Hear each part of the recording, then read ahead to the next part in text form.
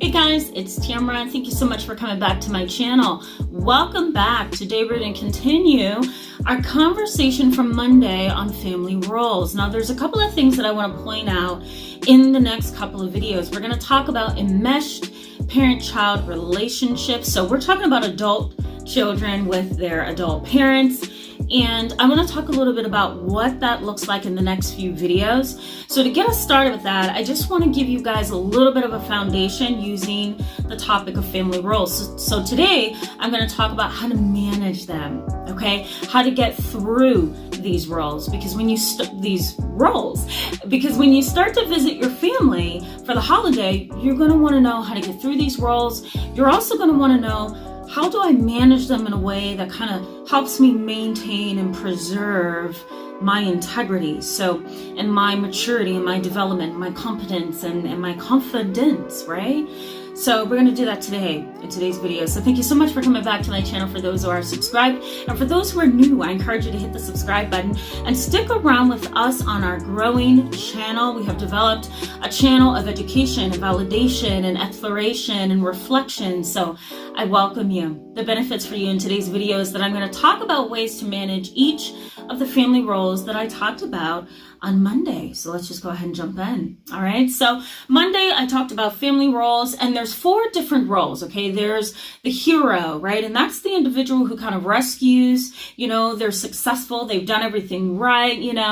There's really nothing wrong with the hero, right? Everything is well for them. They may be the successful business owner. They may be the successful doctor, lawyer, attorney, right? So that's the family hero. Then you have the scapegoat, and that's the individual who, may have some conduct issues, some behavioral issues, some personality flaws, and the dirt and the hidden things of the family kind of gets thrown onto them, right? It's a little bit easier to say, my son's a substance abuser, and I'm sorry that he's like that, but we can't deal with him because he pulls the family down. When the truth of the matter is that the whole entire family is the reason for his substance abuse, right? So that's the scapegoat, okay? The family member who gets the dirt thrown on them. Then you have the lost child, and that's the individual who has no identity, no self-worth, right? They really don't know who they are. They really have, this piece of themselves that they're unaware of, right? They don't know the value that they hold because they haven't figured out who they are or what they want to do. So that's the lost child. And then we also have the family mascot, and that's the family member who jokes about everything, right? Nothing is taken seriously.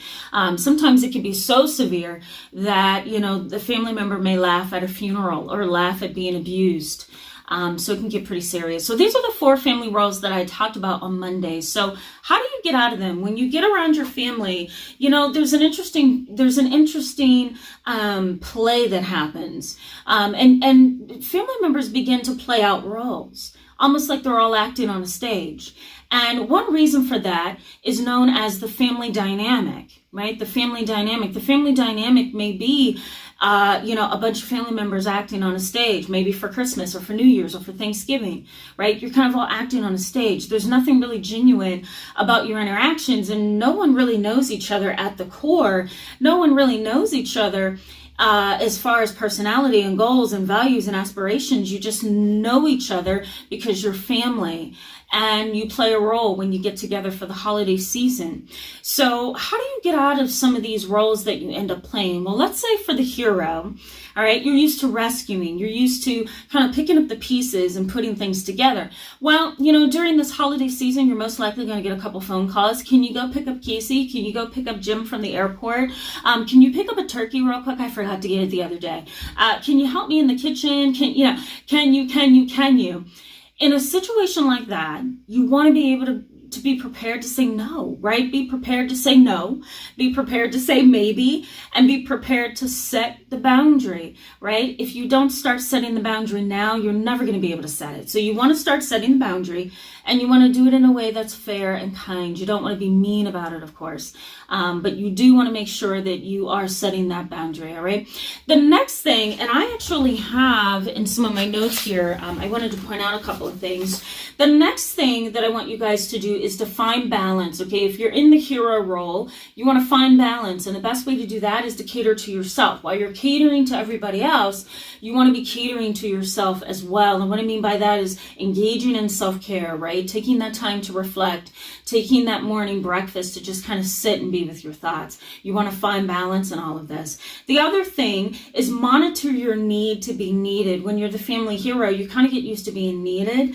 And so, if you're used to being needed, you're going to be used to being called on, and you're going to run yourself down. You're going to develop compassion fatigue, right? Definition right over here for you. And you're also going to develop symptoms of burnout. So you want to be able to monitor your need to be needed. Do I need to be needed right now? And if I need to be needed, that probably means I don't need to step into the situation because I'm doing it just to fill my own void. All right. So that's the family hero.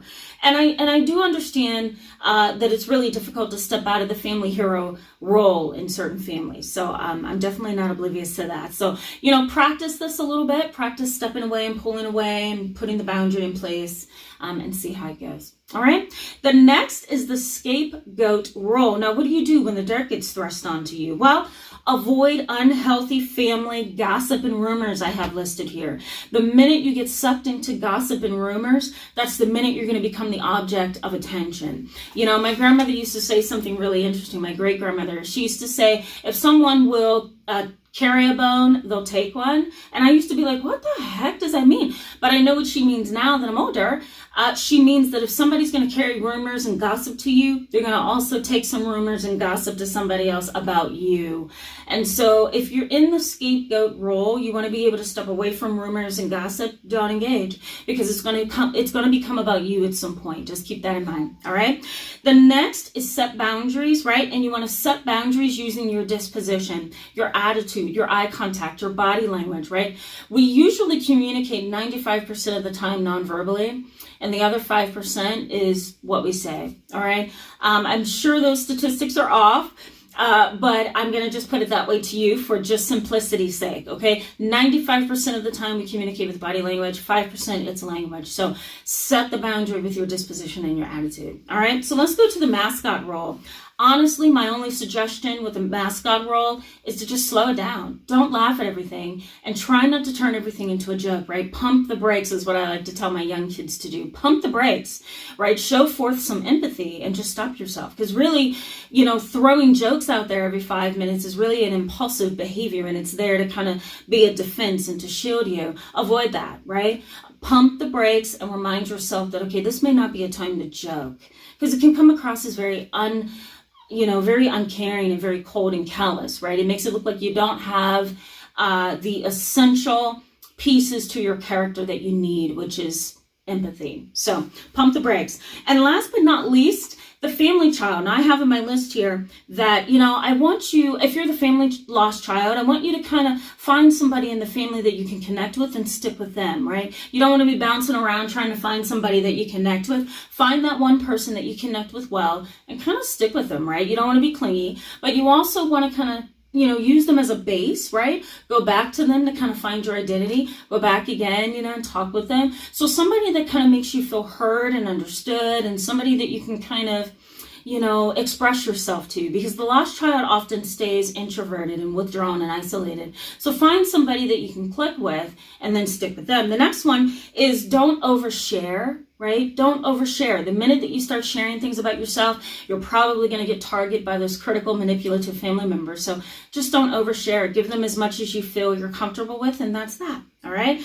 And be mindful of how your role influences the dynamic. Be mindful of how your role as the lost child influences the dynamic. The lost child, again, is the isolated, quiet one who kind of withdraws. And so if that's going to change the family dynamic, right, that's going to change the interactions and how you guys communicate and how you respond, then be mindful of that, right? What happens when I step into a room or a conversation?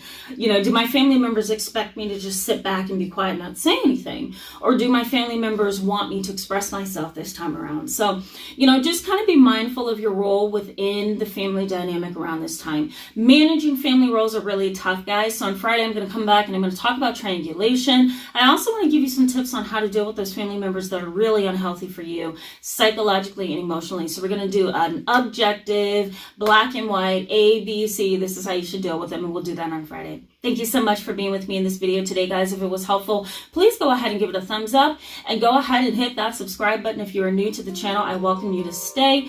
And if this video was helpful to you, please go ahead and share it with someone that may need to know this information. I think it's helpful to know what role you play so that you'll know how to manage it better. It's only when you don't know who you are that you get lost during the holidays, right? You don't know who you are within the family dynamic, but just having these labels may help you gain some perspective. All right, guys, I will see you on Friday. Bye.